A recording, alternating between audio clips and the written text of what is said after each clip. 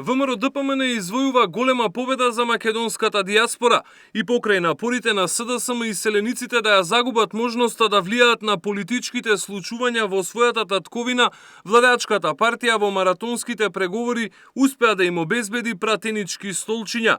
Пропадна и обидот на СДСМ, ДУ и ДП одлуките во Државната изборна комисија да се носат со Бадентерово мнозинство. Преговарачкиот тим на ВМРО-ДПМН не дозволи ДИК да решава по етнички принцип. Насока на заштита на интересите на заедниците, на немнозинските заедници.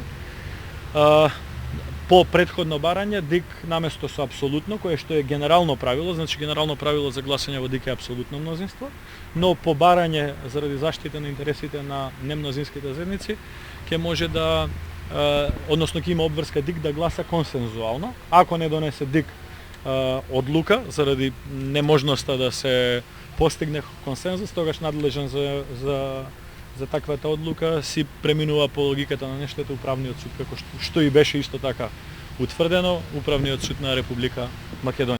Експертската јавност остана зачудена кога СДСМ се повлече од барањето да се врши активна регистрација на гласачите во Македонија.